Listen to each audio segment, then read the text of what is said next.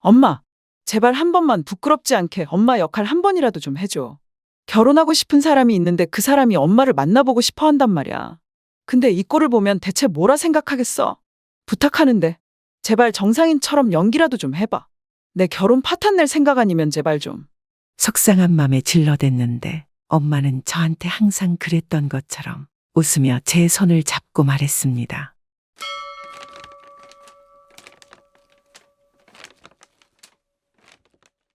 안녕하세요. 오늘은 경기도 남양주시에 사시는 김현영님께서 사연을 보내주셨습니다. 형연님의 사연을 들어보시고 나도 형연님 어머님과 같은 일을 겪으셨다면 우리 형연님에게 좋은 댓글과 위로의 댓글 부탁드리겠습니다. 그럼 사연 바로 읽어드리겠습니다. 안녕하세요. 저는 34살이고요. 학교 방과 후 강사를 하고 있는 여자입니다. 아마도 모든 분들은 엄마라는 이미지가 주는 것에 대해서 아마 포근하고 다정하고 살갑고 편안한 뭐 이런 이미지를 생각하실 수도 있어요. 하지만 저는 엄마가 제 큰 아킬레스 건이나 다름이 없습니다. 저는 어렸을 적 엄마 아빠가 이혼하시고 외동딸로 살아가게 되었습니다. 아빠는 기술직 공무원이셨고 엄마는 평범한 주부였어요.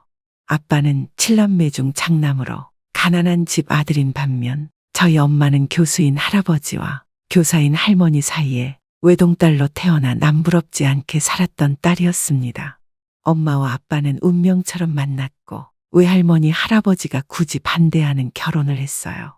그렇게 영원히 행복하기만 할 것 같은 두 사람이었는데 제가 태어나고 엄마는 산후우울증을 겪었던지 아빠와 날이 갈수록 사이가 안 좋아졌습니다.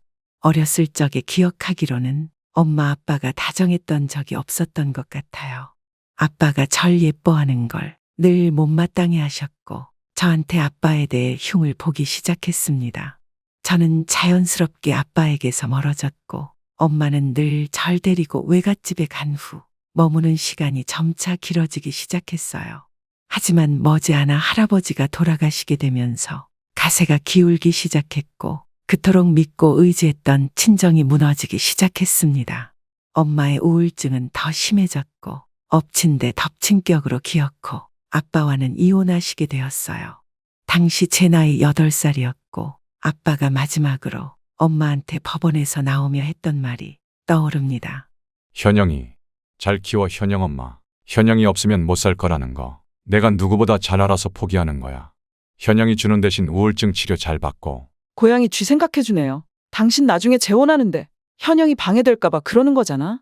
내가 모를 줄 알고. 아무튼 우리 현영이 내가 알아서 잘 키울 테니까 신경 쓰지 말아요. 라고 제 손을 끌고 가버렸습니다.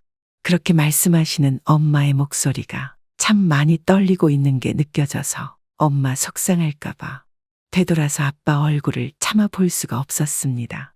엄마는 이혼한 후 스스로와 늘 힘들게 싸웠어요. 혼자 우는 날도 많았고 멍하니 허공을 바라보는 날도 많았고 유일한 취미였던 피아노 연습에만 매달려서 살았어요. 그래도 제게는 항상 웃으려고 노력하는 엄마였습니다. 그래서 아빠한테 갈 기회가 몇 번이나 있었는데도 그런 엄마를 두고 참아 갈 수가 없었어요. 그리고 엄마를 정신적으로 지탱해주던 할머니까지 돌아가시면서 엄마는 세상에 혼자 떨어졌습니다. 아마도 그때부터였을 거예요. 엄마가 모든 물건에 집착하기 시작했을 때는 엄마 이게 다 뭐야? 웬 쓰레기를 이렇게 주워왔어? 우리 집 냄새나서 도저히 살 수가 없어. 이웃들도 맨날 수군거리고.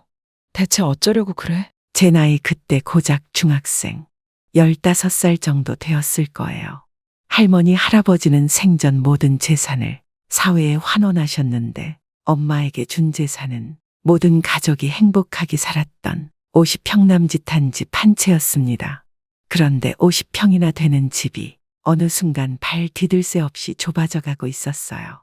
채워지는 건 바로 재활용해서 가져온 가구나 다 타버린 냄비 같은 쓰레기들이었습니다. 얘가 왜 이래? 내 거 건드리지 마. 아무리 너라도 엄마 거 함부로 건드리면 가만 안 있을 거야. 이거 다 쓸만한 것들 가져온 건데 웬 유난이야? 조그만 게 뭘 모르면 가만 좀 있어. 라며 엄마는 그것들을 정말 보물처럼 소중하게 아끼더라고요. 게다가 유난히 음식들에 집착하기 시작했습니다. 왜 슈퍼에서 유통기한 임박한 물건들, 저렴하게 파는 거 있잖아요.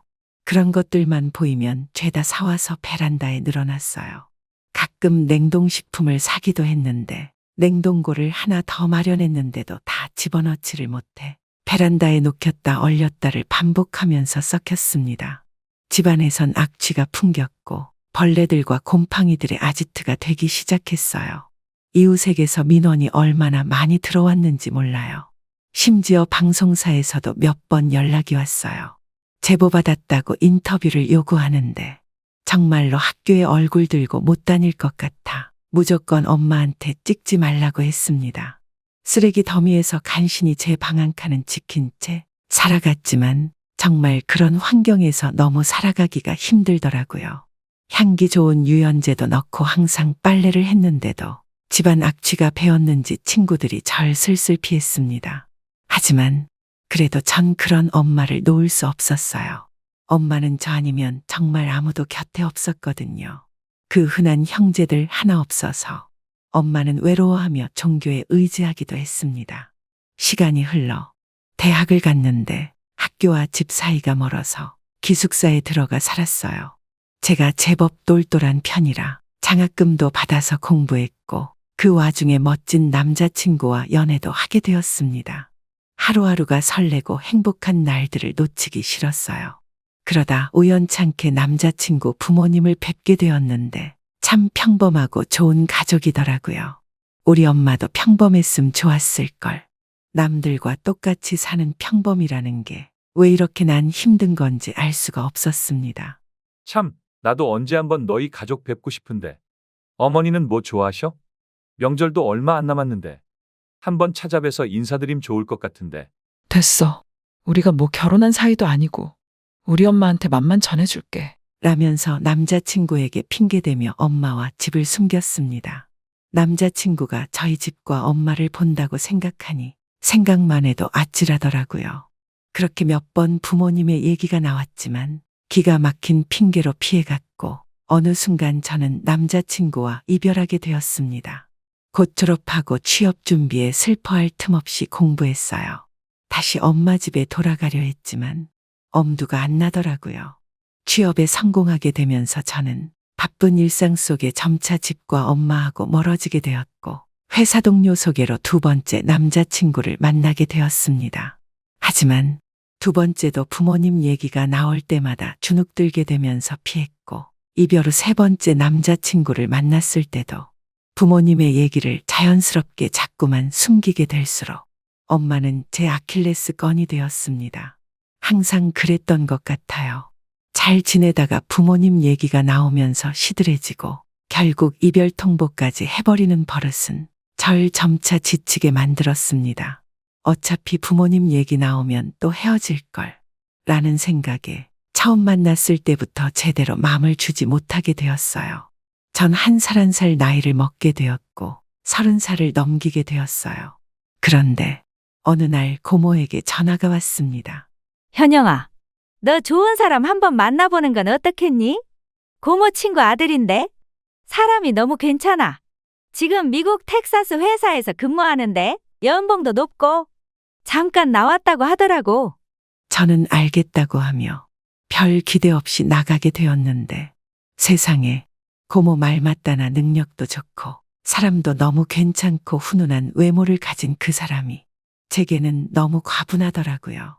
전 단번에 차일 줄 알았는데 웬일 그 사람이 다음날 제게 연락을 해왔던 겁니다. 오늘 뭐 하세요? 괜찮으면 저랑 점심이나 같이 하실래요? 저는 어쩔까 하다가 어차피 딱히 할 일도 없고 해서 남자의 애프터를 받았고 우리는 간만에 풋풋한 데이트를 즐겼네요. 이를 계기로 저희는 본격적으로 연애를 했고 그 남자는 저 때문에 한국과 미국을 수시로 드나들게 되었어요. 아무래도 결혼 정년기에 있던지라 머지않아 결혼 얘기가 슬슬 나오기 시작했습니다. 괜찮으면 우리 부모님 찾아뵐까? 한국에 계시는데 자기가 많이 궁금한 것 같아. 자기네 부모님께서도 나 궁금해 하시지? 아, 그럼 그렇지 뭐. 그럼 우리 서로의 부모님 한번 찾아뵐까? 고모님께 얘기 다 들었어. 부모님 이혼하신 거 너무 신경 쓰지 마. 우리 부모님이나 개인적인 가정사는 다 이해하니까. 자기는 절대 신경 쓰지 마. 알겠지? 저는 그의 이야기를 듣고 드디어 올 것이 왔구나 라는 생각이 들더라고요. 어찌할 겨를도 없이 저는 그의 뜻대로 부모님을 찾아뵈었고 마침내 제 차례가 와서 고모와 아버지와의 만남을 주선했습니다.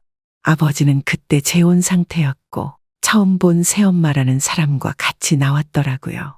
고모가 말씀하시길 새엄마는 야무지고 똑똑해서 자수성가한 사람이지만 심보가 고약해서 아빠가 힘들어한단 말을 했습니다. 그러면서 너희 엄마랑 잘 살았으면 좋았을 거리라는 말을 반복했어요. 그래도 아빠는 찾아온 제 남자친구와 술 한잔을 하면서 새 여자 눈을 피해 이렇게 말하더이다. 결혼하면 미국에 가서 산다고? 차라리 그게 더 좋을지도 모르겠구나. 내가 지금 힘들게 눈치 보며 살고 있지만 그래도 현영이 엄마랑 살 때보다 살 것 같아. 이제 만나보면 알겠지만 자네가 큰 그릇으로 많이 품어줘야 할 걸세. 이렇게 말씀을 하시더군요.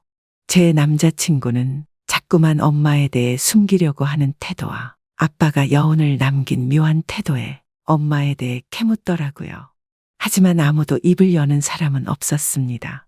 어쨌든 엄마를 언제까지나 숨길 순 없어서 저는 간만에 엄마를 찾아갔습니다. 집은 여전히 쓰레기 덤이었고 그 모습을 보니 부끄럽고 화가 나더라고요. 그 집에는 들어가기도 싫어 엄마더러 밖으로 불러내 못되게 얘기를 했어요. 엄마, 제발 한 번만 부끄럽지 않게 엄마 역할 한 번이라도 좀 해줘. 결혼하고 싶은 사람이 있는데 그 사람이 엄마를 만나보고 싶어 한단 말이야. 근데 이 꼴을 보면 대체 뭐라 생각하겠어? 부탁하는데 제발 정상인처럼 연기라도 좀 해봐. 내 결혼 파탄 낼 생각 아니면 제발 좀. 속상한 맘에 질러댔는데 엄마는 저한테 항상 그랬던 것처럼 웃으며 제 손을 잡고 말했습니다. 걱정 마. 엄마가 잘할게. 기특한 우리 딸. 드디어 네가 결혼을 하는구나. 예뻐라. 엄마가 너 결혼하고 손주 볼 날을 얼마나 기다리고 있는데. 당연히 우리 사위 될 사람이니 봐야지. 엄마는 어쩐지 전과는 조금 다른 것 같았어요. 여전히 집은 쓰레기였지만 종교의 힘을 빌리고 직업을 가져서였는지 우울감이 도는 가운데 힘없이 밝았습니다.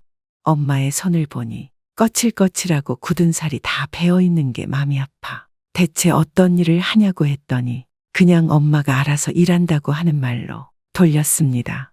변변한 능력이 없어 수입 없던 엄마가 할머니가 남겨준 재산 몇 푼과 그 집을 담보로 계속 대출을 받으며 살다가 지금은 일한다고 하더라고요. 하며 제게 한다는 말씀이 그 집은 너한테 엄마가 꼭 남기고 하늘나라 갈 거야. 엄마가 못 모를 때 빚진 거 어떻게 해서든 다 갚아서 온전히 너한테 물려줄 테니까 걱정하지 마. 라고 말씀하시는데 하마터면 눈물이 날 뻔했습니다. 엄마가 너무나도 부끄러웠지만 전 여전히 엄마를 사랑하고 있었어요. 저버릴 수 없었습니다. 저는 엄마에게 결혼 자금을 제외하고 나머지 돈을 엄마에게 좀 나눠줬고 엄마는 몇 번 사양했지만 그래도 어려웠던지 받긴 하더라고요. 엄마가 늘 미안해. 엄마가 개성이 너무 강해서 너한테 피해 주는 거 알지만 엄마도 어쩔 수가 없어. 그냥 이대로 살아야지 마음이 편해. 그냥 엄마를 그대로 받아주면 안 될까? 라고 애기를 하는데 엄마도 스스로와 싸우는 것이 힘겨워 보여 더 이상 가슴 아프게 독서를 쏟을 수가 없겠더라고요. 엄마는 최대한 단장하여 제 남자친구랑 만났고 무슨 죄인이라도 된 듯이 제대로 눈조차 못 마주치고 어깨도 쭈그린 채 좋은 분위기를 망치지 않게 조심스럽게 대했습니다.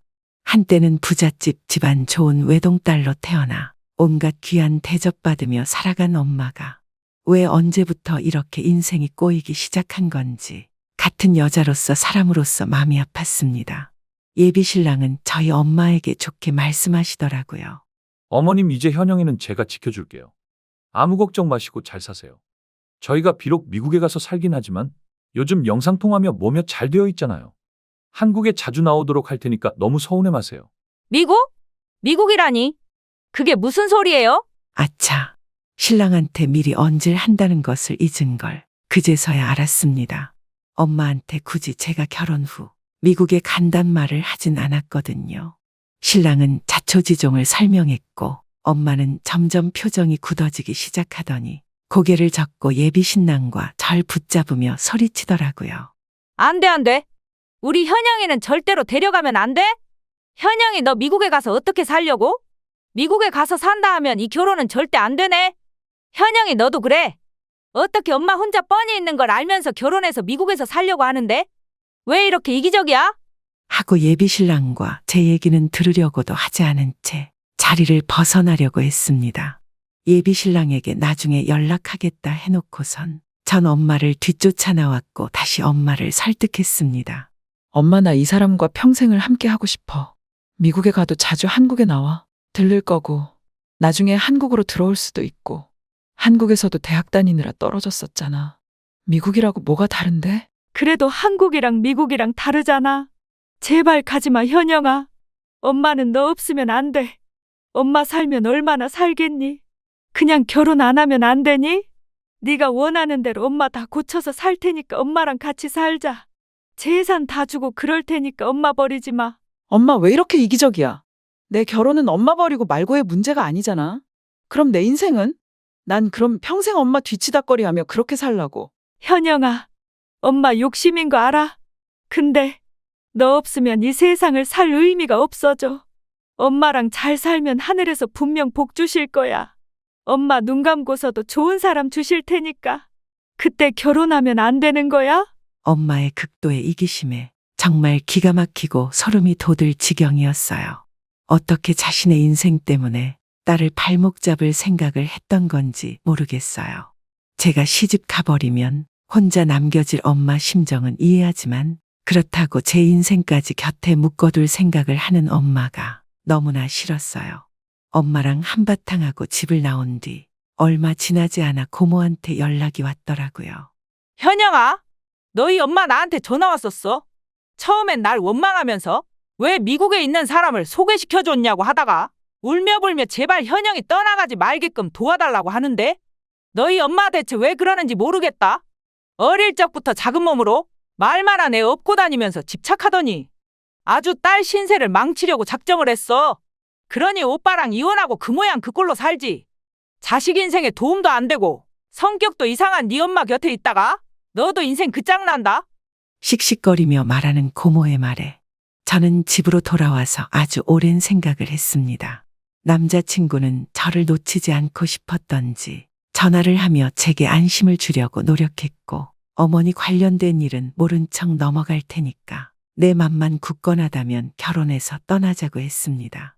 저는 결국 남자친구를 택했고 엄마 모르게 결혼 준비를 해갔어요. 계속 엄마가 제게 전화를 했지만 차단했고 회사는 결혼 준비로 인해 사표를 내어 엄마를 만나 불편할 일이 없었습니다. 다른 신부들처럼 황홀한 프로포즈도 멋지게 받아 근사한 반지도 생겼고 웨딩드레스도 준비하고 식장도 알아보면서 그렇게 후딱 진행을 해나갔습니다. 그렇게 결혼식을 며칠 앞두고 있었을 때 모르는 전화가 제게 한 통 오더라고요. 여보세요? 혹시 현영 씨 되세요? 아니, 여기 엄마가 일하는 곳인데 엄마가 몸이 많이 약한지 쓰러지셨어. 최근 들어서 그렇게 밥도 못 넘기고 비실비실거리더니 내가 딱해서 계속 현영 씨 이름만 부르는데 얼른 병원으로 좀 와요. 저는 예비 신랑을 뒤로 한 채 얼른 엄마가 입원했다던 병원으로 향했고 병원 응급실에 엄마가 생전 보지 못한 야윈 몰골로 누워 있었습니다. 깊은 잠에 빠졌는지 깨나질 않더라고요. 의사한테 상황을 물으니 짧은 한숨과 함께 말씀하시더라고요. 영양실조로 쓰러지신 것 같아요. 빈혈 수치도 한참 떨어져 있고 혈압도 낮고 보호자가 곁에서 신경 써서 돌봐드려야 돼요. 아무리 따님이 바쁘시더라도 그래도 어머님이신데 몸이 이 지경이 될 때까지 왜 놔두셨어요? 그리고 지인분들 말씀 들어보면 우울증 증상도 있는 것 같으신데 그 부분도 신경정신과 쪽으로 가서 치료를 받으시는 게 좋을 것 같아요. 라며 얘기하는데 그냥 울컥해져 바닥에 주저앉아 울고야 말았습니다. 내 인생도 불쌍하고 엄마 인생도 너무 불쌍해서 어찌할 바를 모르겠더이다. 어렸을 적 날 사랑해주고 보듬어준 우리 엄마의 기억이 나면서 항상 절 아끼고 고모 말 맞다나 행여 누가 잡아갈세라 다칠세라 말만 한 절 항상 포대기로 업고 다니는 엄마의 가냘픈 등에 따뜻한 체온이 떠오르며 눈물이 제 뺨을 적셨습니다. 딸로서 엄마를 감당해야 하는 게 맞는데 여태 엄마를 짐짝 취급하며 부끄러워한 제가 나쁘다는 걸 알지만 저도 평범하게 행복하고 싶었습니다. 평범한 부모 사랑 다 받으며 좋은 남자와 결혼도 하고 아이도 낳고 가정 만들어가며 행복하게 지내고 싶었는데 우리 엄마도 나도 그 평범한 삶이 사치였나 봐요. 엄마는 눈을 뜨자마자 절 찾으며 제가 곁에 있다는 것에 안도하고서 힘겹게 미소를 띄었습니다. 괜찮다고 말하려고 하는데 어쩌다가 스스로 혀를 깨물었는지 말을 못하더라고요. 이면지에다 볼펜으로 글씨를 쓰며 가방을 찾아서 뭘 내미는데 알고 보니 통장이더라고요. 읽고 나서 울음을 터뜨리고 말았습니다. 엄마 괜찮으니까 이제 가도 돼. 현영아, 엄마가 주변 분들 도움받아 다 치우고 집 팔았어. 이거 집 판값이니까 결혼할 때 갖고 가. 미국에서 잘 살았으면 좋겠다. 라는데 통장 속에는 5억 정도가 있더라고요. 저는 부르트고 거친 엄마 손을 한참 보다가 이내 병실에서 나갔습니다. 도저히 마음이 불편해서 그 자리에 있을 수가 없겠더라고요. 밖에서 한참을 울고 들어와 그날 입원한 엄마를 병실에서 지켰고 다음날 같은 병원 신경정신과 교수님께 따로 진료를 보게 되었습니다. 엄마의 병명은 호더스 증후군이었고 다행히 더 이상 크게 진전되지 않고 통제할 범위에 있는 정도라고 하더라고요. 하지만 감정 기복이 심한 편이고 우울증이 있어서 항상 보호자가 곁에 있어야 하고 호더스 증후군에 관해선 엄마가 평생을 그렇게 살았기 때문에 뇌가 굳어져 이미 치료 시기를 놓쳤으니 나아지기도 힘들단 말씀을 하셨습니다. 저는 결정을 해야만 했네요. 무책임하지만 예비 신랑에게 모든 걸 솔직하게 얘기하고 결혼이 힘들 것 같단 말을 건네고야 말았습니다. 사랑했던 평생을 함께 하고픈 그 사람의 손을 놓아야만 했습니다. 예비 신랑은 의외로 무덤덤하게 대하더라고요. 그래. 어쩐지 네가 그런 결정을 할 것 같아서 나도 미리 마음을 다잡고 있었어. 내가 모든 걸 품어주지 못한 남자라서 너한테 참 미안하다. 뒷일은 내가 잘 알아서 마무리 지을 테니까 행복하게 잘 살길 바랄게. 라며 일어서는데 그를 보내고 카페에서 정말 하염없이 울었던 것 같아요.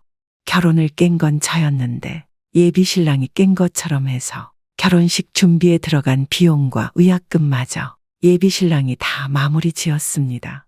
저는 엄마가 준 5억으로 서울에서 벗어난 공기 좋은 곳에 소형 아파트 한 채를 구매했고 엄마를 집에 편히 모시며 같이 병원도 가고 치료에 힘쓰며 살기로 했습니다.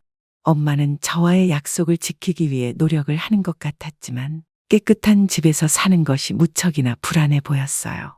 그렇지만 주변 지인분들께서 엄마를 위해 기도해 주시고 많이 도와주시는 덕에 엄마도 조금씩 마음을 열어가고 있습니다. 아직도 제 선택이 제 인생을 위해 잘한 것이라고 생각하진 않지만 제 인생만큼 어머니도 소중한 분이시기에 엄마의 밝아진 웃음을 볼 때마다 후회하진 않으려고 합니다. 엄마 뜻대로 엄마와 함께 남은 삶 같이 보내는 게 제가 자식으로서 할 도리겠죠. 결혼을 꼭 해야지 행복한 것도 아니고 언제까지나 엄마와 행복하게 잘 살아가려고 합니다. 제 사연 읽어주셔서 진심으로 감사드리고 여러분들도 늘 가족들과 행복하세요. 감사드립니다. 김영현님의 사연을 들어보았는데요.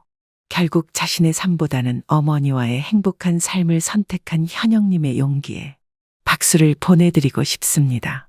그렇게 결정하기까지 정말 힘든 과정일 거라 생각이 들고 앞으로 어머님과 건강하시고 항상 행복하시길 바라며 다시 한번 사연 보내주셔서 감사드려요. 네, 오늘 사연은 여기까지입니다. 재미있고 감동적인 사연을 들고 또 찾아오겠습니다. 감사합니다.